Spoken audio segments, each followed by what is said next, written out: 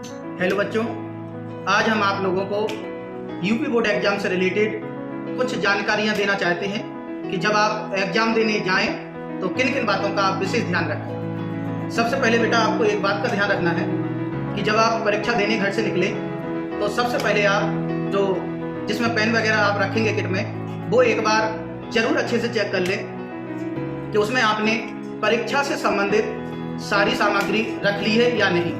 जिसमें सबसे विशेष है आपका प्रवेश पत्र। प्रवेश पत्र को आप जरूर चेक करें कि आपने रखा कि नहीं। यदि घर में छूट जाता है तो फिर बेटा वहां पर आपकी एंट्री नहीं होगी, इसलिए इसका विशेष ध्यान रखें। दूसरी बात बेटा, आपको समय का विशेष ध्यान रखना है। यदि आपका एग्जाम 8:30 बजे से है तो आप लगभग 1 घंटे पहले आप परीक्षा केंद्र के लिए निकलें, जिससे आप सही समय पर वहां पर पहुंच जाएं।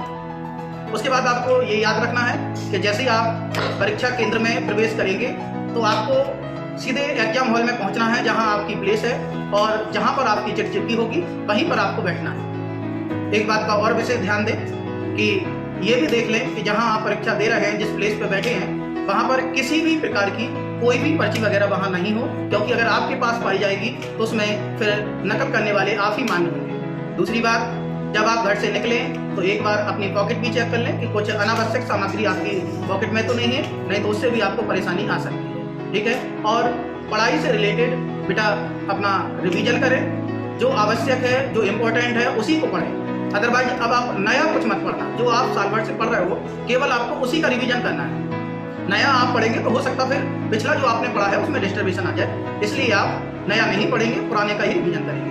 घबराने की कोई बात नहीं है। हमारे जीवन में परीक्षाएं आती रहती हैं तो हमें डरना नहीं है। बिना डरे हर एक परीक्षा से निपटना है और सफलता हासिल करनी है। धन्यवाद।